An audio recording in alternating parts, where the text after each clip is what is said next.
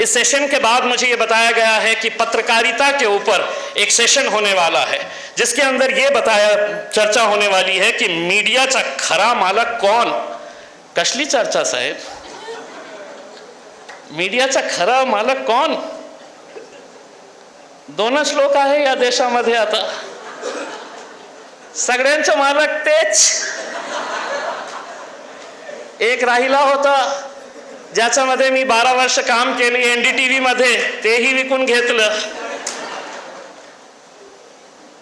अडानी जी, अंबानी जी, और कौन है? और फिर उसके ऊपर आप ये भी चर्चा करने वाले हैं, निष्पक्ष पत्रकारिता ते काय आहे?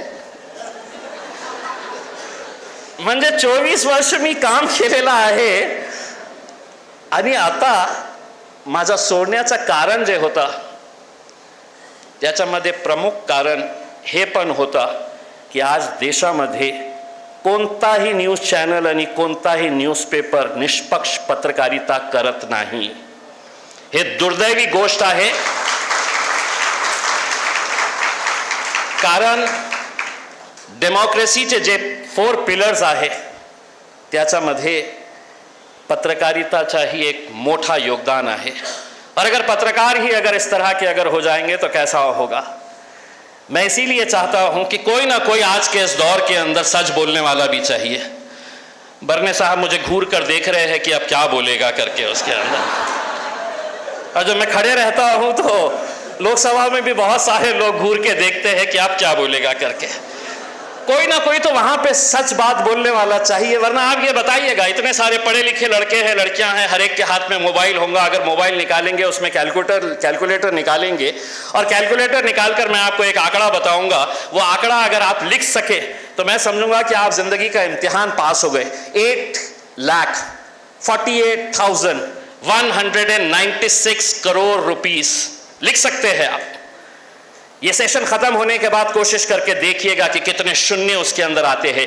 8,48,196 करोड़ रुपीस सरकार बड़े बड़े उद्योगपतियों को माफ कर देती है, और फाइनेंस मिनिस्टर पार्लियामेंट के अंदर खड़े रहकर यह कहती है कि आरबीआई ने हमसे यह कहा है कि हम नहीं बता सकते हैं कि यह हमने पैसा किसको दिए।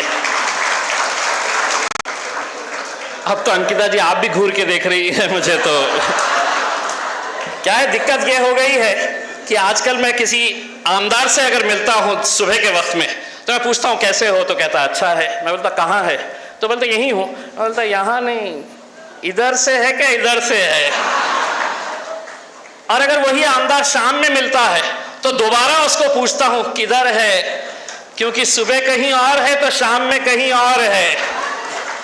आज राजनीति ये स्तर के ऊपर आ गई है, और इसके लिए अगर कोई जिम्मेदार है तो हम जो स्टेज के ऊपर बैठे हुए हैं वो जिम्मेदार नहीं है। You deserve the leader you elect.